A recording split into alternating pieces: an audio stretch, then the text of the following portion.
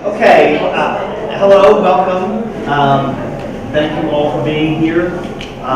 We're here to congratulate and celebrate this work that's on display here by Megan Zalecki, and we're very gratified that she has come to talk with us and tell us about her work. It's one of the things that I'm really proud of this exhibition series is having the artists come and talk, because if you go to art galleries and museums, so often you see the work and it raises questions, and you really like to ask the artist. So having the artist come and be willing to share with us her thoughts is a really great benefit. And so I want to be sure we thank her for that.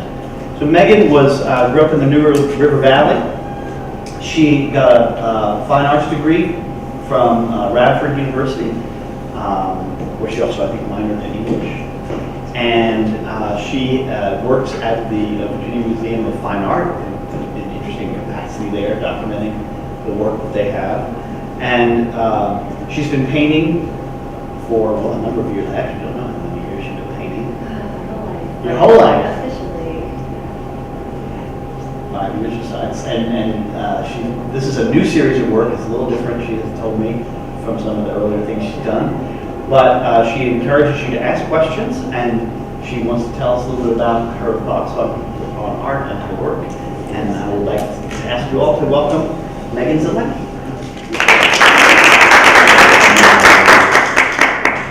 Thank you for the introduction, and thank all of you for being here today. I really appreciate you coming out and spending some time to listen to my thoughts and hear about what I do and how I do it, why I do it. Thank you to Jerry, of course, for inviting me to be here. That would happen. Like he said, I studied painting at Radford and graduated in 2012.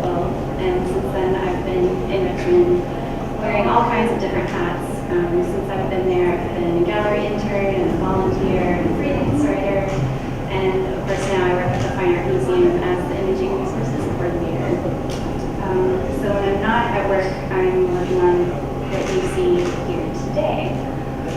But before we jump in, I just really want to encourage you, if you have questions as I'm talking, don't be afraid to just chime in and ask. I want this to be like a really good experience for all of you too. So just own it and make it something that works for you as well.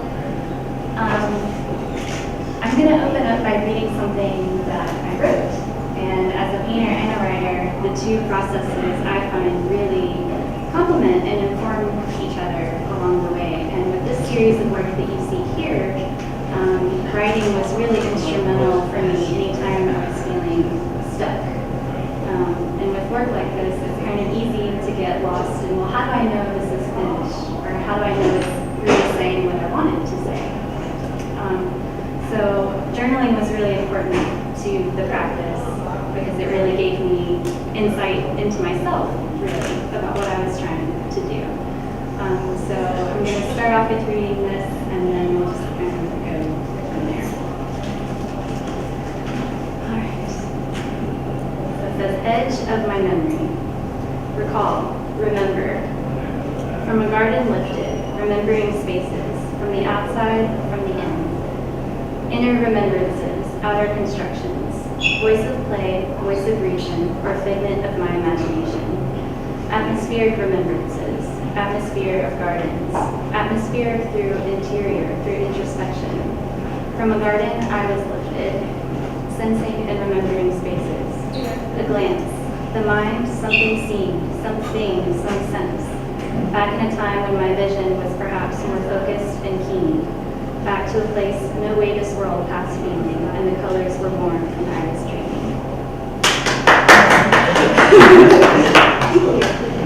So I read that not as a finished poem per se, although it was kind of a poetic feeling. But I share that just to show how free writing can really get to the heart of a work such as this.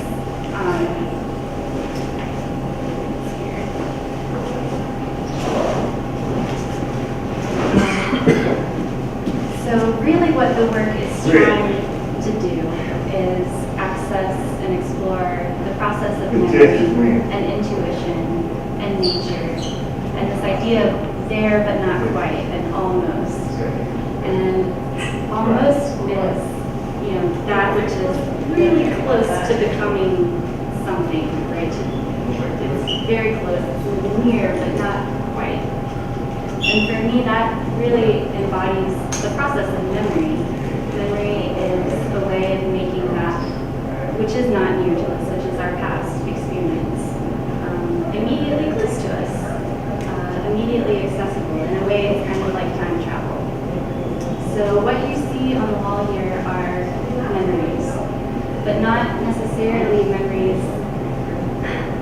as you think of them, like little scenes or vignettes from your past that are very specific to times, places, and moments, and people, and environments, but rather impressions of details that we're constantly gathering, right? Like as humans, our minds are constantly gathering this visual data, this visual detail.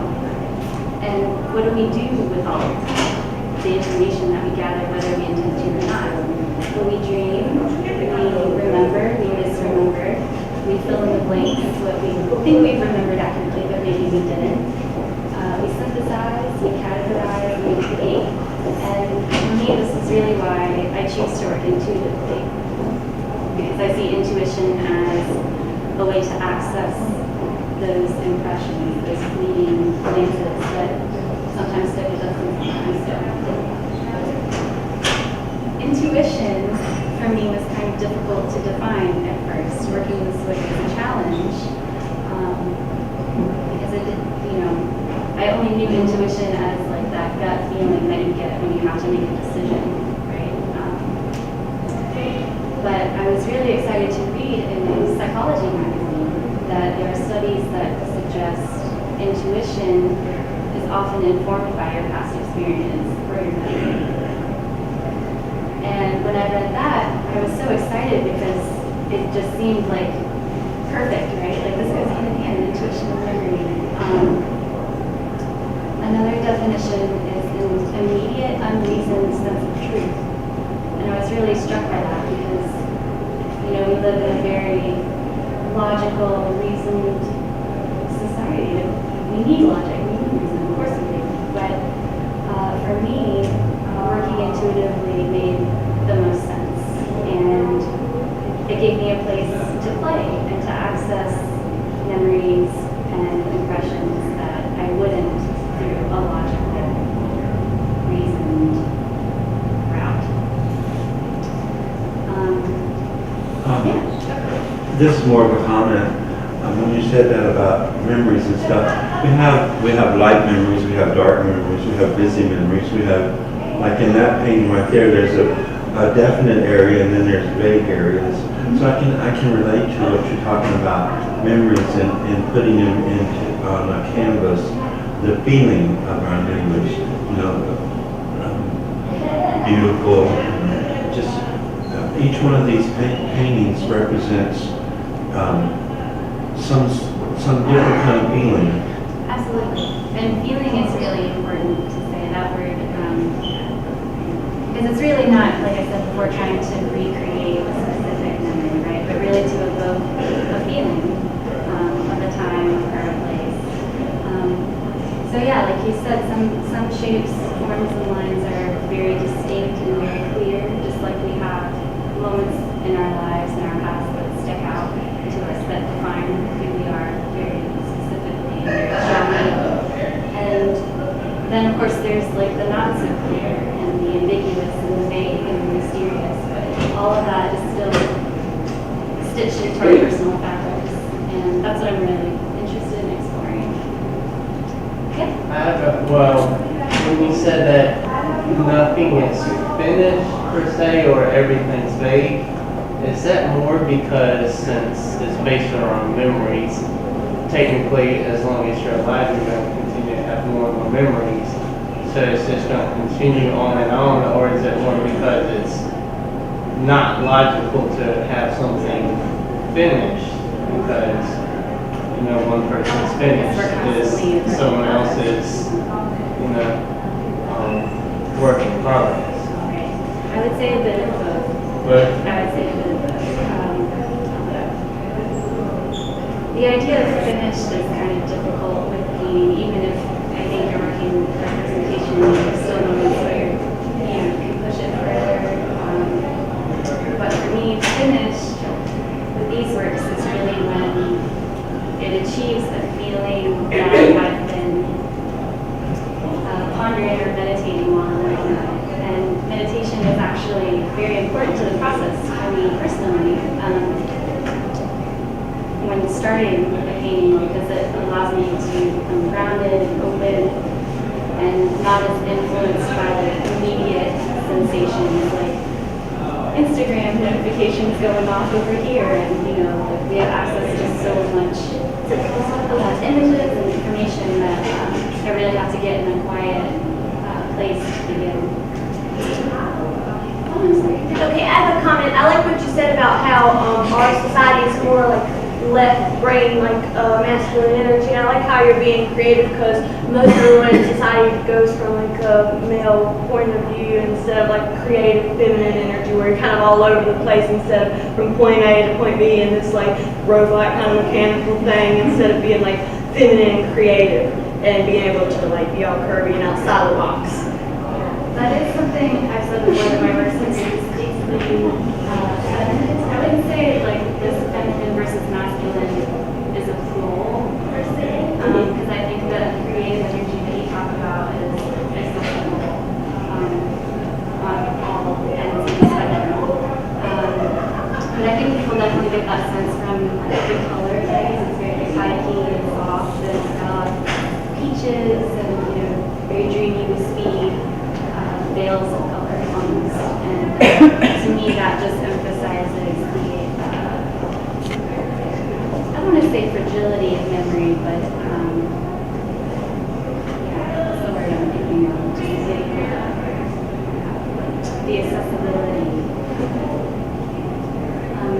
So I wanted to talk a little bit more about my process. I'm very much influenced by abstract expressionism, as you can tell. I'm not sure if all of you are art students or not, but Helen Frankenthaler was very influential to me as a student and even now. So I always begin by pouring on the ground on canvas or panel that's on the ground. Sometimes I prepare the canvas by gesso or what have you, but sometimes I don't. And it's really a staining process. And from there it becomes a sort of call and response. One mark that will inform the next, which informs the next. And that just seems really to echo how we use intuition and memory. So I felt that was a really good way to go. So, and you do that because this is something that Helen Frankenthaler did as an artist, the pouring, and that was, you felt like that was a way in, like you like her work, so let me see if I can work a little bit like her, or Well, I definitely admire her work and was, gives an impression by it.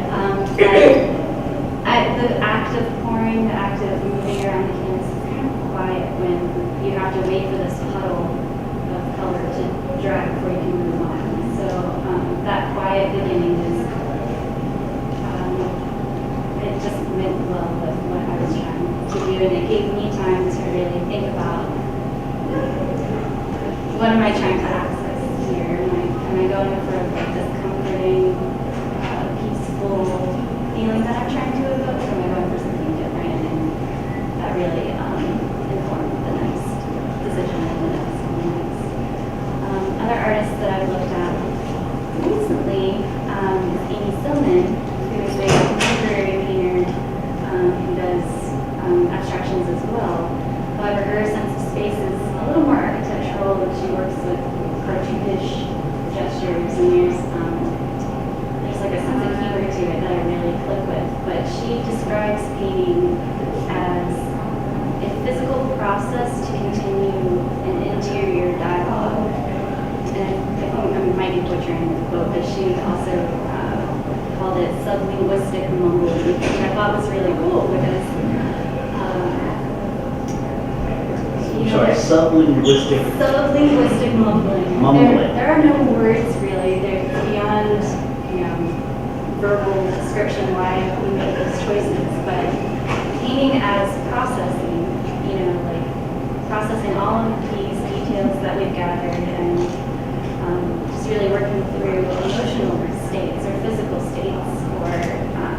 the visual as well. Just synthesizing and combining all of that, and then sometimes turning it on its head too. I mean, it's not always a literal access to memory, but taking what comes out and playing with it and turning it into something new, like a hybrid, through combining shapes and lines and color. Are there any other questions? I was interested in your naming process of paintings. Do you have an idea when you're starting out that this is going to be night or this is going to be a garden, or does it kind of evolve in that and speak to you what it is? It's definitely an evolving process. A lot of these paintings started off, like what you see now, they were a total opposite when they began. So this night, the title, Night Frog Pond Party. Yeah. It didn't start off as night, but the more that I began mixing various colors and just paying attention to the shapes that were emerging, I realized I'm thinking of this place and this moment in time. A lot of the titles come from the free writing, which is why the process is so important. Sometimes they're like logically connected to the feeling of the painting, like the night party, and sometimes it's just I don't really have an explanation. Like this square painting behind is called To Be Intentionally Kind, which isn't necessarily a reflection of what you see, but what I sense, I should say, as I respond to the work. I see through the ages that color can define an era. Like I'm from Peter Max era, I like those colors, and I can see the 40s and 30s and 80s. Your colors are they're not like Vera or anything, but they're unique, and they're like that green there, that pale green. And then you got a little bit of teal, you got gray, you got kind of a bluish gray. And your colors represent pretty much the modern times that we're living in now. And I guess the question is, what inspires you about those colors? Like how do I write it? Do you experiment with them and say, oh, I like this color, I think I'm going to use this combination? You do? Definitely. I don't necessarily do that in advance of the painting or in preparation, but as I'm working, the colors are definitely inspired by nature, and honestly, the time of day, I realized had a very big influence in when I was painting. And oftentimes for this series, I was painting very early morning before I went to work, like 4:35, 5:30 as the sun was coming up, or very late at night after dusk and the sun's going down. So I think that's in there. It's not necessarily part of,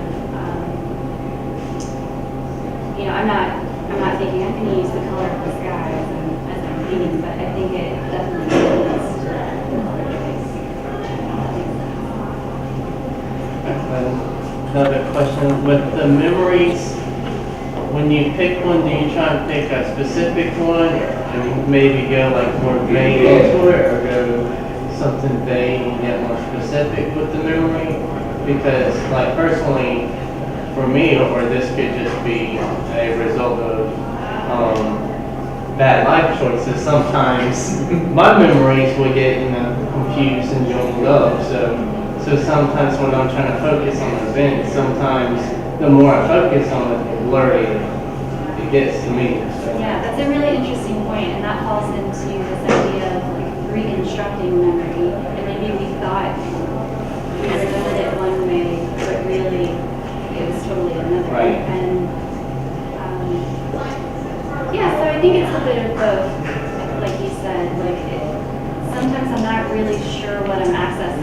keep drawing this shape.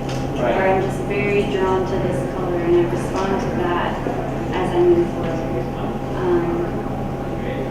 Oftentimes these are impressions of nature. So, that could be a very specific moment where I was immersed in nature, like on a camping trip, a hiking trip, and just totally surrounded by it. Or it could be a quick impression of a forest from the highway as I went by. I think all of that is in there, and all of that affects it. Is there any other questions? I wanted to ask you about intuition. I think this is a really interesting thing that I think about, because I feel, and I want to know if you share this thing, this impression that you seem to hit at it at the beginning of your talk. There is such a strong emphasis on in so many activities on things being quantifiable and things being measurable, and to the point where I often feel that there is a discouraging of working towards something that is not necessarily ever going to be quantifiable, but is worthwhile. And so you can, a person working intuitively can feel a little bit, sometimes I can feel a little bit like I'm staking out some territory to say, there is a place for an intuitive exploration, and these forces that want you to be able to measure your outcomes and prove and justify the activity even before you've undertaken it, so that you sort of are just fulfilling preconceived ideas.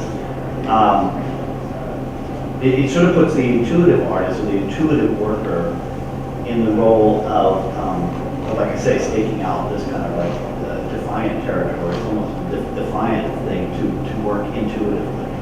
It's interesting that you say that. My first year in Richmond, I met a fellow artist, and he asked me about my work, and I did my best to verbalize as I could. I was still in the very beginning throes of this back then, and he wanted to give me a piece of advice. He said, never say you work intuitively. You must have a reason for every decision you make. And that kind of crushed me a little bit because why can't there be room for a mysterious action or a mysterious decision? I don't think it minimalizes its truth, per se. It may not be easily explained, or like you said, justified or quantified, but yeah, it doesn't, for me, it doesn't minimize its validity or its right to exist, I guess. There's not room for mystery in art. There's really not much room for continuing. Right. And Leslie, if I could, especially because we're so many students here, could you just talk a little bit about how you make art making a part of your life, so that, because there's an old joke about a cocktail party where someone says, oh, you're a painter, I wish I had time to paint. I think no one has time. You make the time, you choose to paint. Yeah, my personal practice is really whenever I can. So when I'm working a full-time job, I'm very fortunate to have a full-time job. I just make the painting a priority, like you would socializing or going grocery shopping. It's just something I try to do every single day. For a long time, I did not have a designated studio space, and I'm very excited and fortunate to have that now. But before then, I set up an easel in the corner of my bedroom, and I made the best of what I had. And I think that really is what kept my interest, because if I'm not immersed in it constantly, I feel myself starting to get a little lazy, like, oh, I can put this off another day or another week. But if I have the art there in progress, kind of just like staring at me like this expectant puppy dog or whatever, feel that pull to continue working on it and make it a daily practice. Okay, I have a comment on this question. I would say to someone who asked that what you create and put out there is going to outlive most of our bodies. So it's like when we create works like videos or paintings or any type of creative expression, it's the message is gonna ring a lot longer than our physical manifestations. Definitely. I worked in the art field in the commercial end for many years, but I try to stress to people about networking and marketing yourself. You sound like you were out there. You said you were working in a gallery and you did different things. Was it beneficial to network and give some of the young people an idea of what you have to go through? You can't just sit at home and be discovered. That's true. Although I will say social media has made it so accessible. Having a website is important. Sharing on social media whatever you're preferring, that's important. But that doesn't replace getting out there and meeting people. My experience. Yeah, you gotta hit that craft brewery. Yeah. That's how we met. I think maybe we went to Genesis. Was that the first time we met? I think it was 1708 now. Oh, the gallery. So, yeah, being willing to volunteer was really big for me. I know it's hard sometimes when you know you're not going to get paid, or you know that you have to balance this with a job as well. But for me, the connections that came from that are just so important and so irreplaceable. That I don't think that would happen if I just put my work on a website and waited for people to find it. Any other questions? All right, well, anybody else? Yeah, one of the, this is very esoteric. About how long does it take you to do one of these? Days or hours or weeks? There are some that fall together very quickly, in a couple weeks. There's A couple of weeks would be very quickly. a couple of weeks of very Okay, no, days. but yeah, people just have different impressions of Yeah, that. yeah. Sometimes I will get to a place where I'm just laboring over the next decision I have to make. And I just leave it alone, but I still consider leaving it and looking at it a type of and sometimes See what else it tells me. right, those situations can fall together in an instant. This square painting here had been in the works for a very long time, and the final session was a day, and it just wrapped up. That reminds me of another question I did want to bring up, especially because, you know, a lot of students here are in their first or second semester of painting. And I want to ask you something about scale, just the idea about working on something that's larger than your physical body, how does that change the way you work on it? It becomes a very physical process when the work is larger than more. This painting in particular, this is the largest I've ever worked to date, but even my student work was still 3 feet or 5 feet. Really, it becomes an environment that I can stretch out in. Gesture in the beginning stages is very important. And working small has always been a challenge for me, and I'm actually trying to do more of that in my new explorations. But it's a totally different sense of space, a totally different movement that you make. You know, something small, you're really just limited to, like, you know, your mind and your things.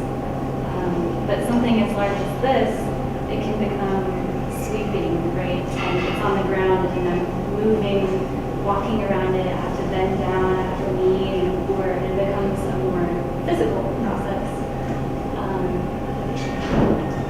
And the end result is really an environment, or almost like a landscape. I think I have a line about that in my artist statement.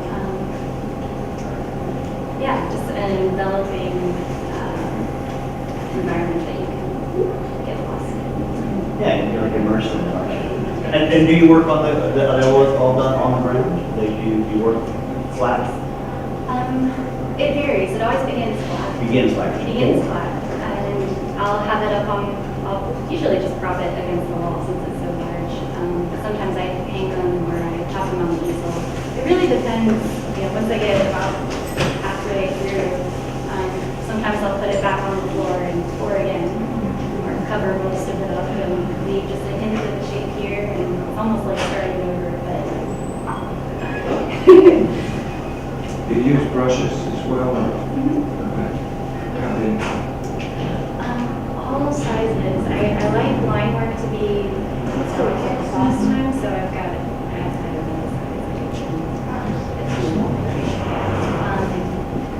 I also use pencil and charcoal, and sometimes I'll just attach it to like a stick or something so I can, move it from a different place rather than getting up close and like fidgeting. I'm a very fidgety person. I let myself be, so yeah, all kinds of things. I notice you use a lot of opaque effects where you can see through. Yeah, That's true of acrylics. yeah, I'm glad you bring up acrylic.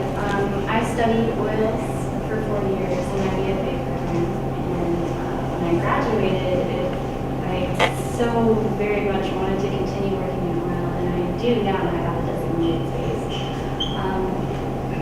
But out of necessity, I started exploring with acrylic, and I found that it was perfect for what I was trying to do because I could push it really far in terms of transparency. And the variety of medium that you can work with is just really fun to experiment with. But the quick drying time really lended itself to the way that I wanted to work. So, I would pour these puddles, they'd be dry in the morning, and I could really start layering and kind of bounce from one to the next, which was important for me to stay immersed, because I felt that if I let my attention wander, it might not have had the same importance to me. That lady, your idol, was she working for us? Which one? Helen Frank. I believe she did. She worked with Yeah. us too. Sure. She also did printmaking. Well, that's the interesting thing about layers, about layering, because these are built up in layer and layer and layer, and that's interesting because it really dries quickly, so you could get back at it sooner. I see that. That's You mentioned free writing. Do you do that before, in the middle, after? All of the above. Yeah. Usually in the middle. Yeah. Usually when I'm getting stumped or Yes. stuck, or I just need to take a step back, but I don't want to stop the creative process. It becomes another avenue I can reach this destination. And sometimes it's very analytical and like self-critique almost. Like, all right, so I mixed these two colors and it's not really what I want it to be. And, but sometimes it is that associative method and automatic response. Surreal. Megan, do you think your style is your signature? Because I didn't see your name. Yeah, I don't put my signature in. No, it's cool.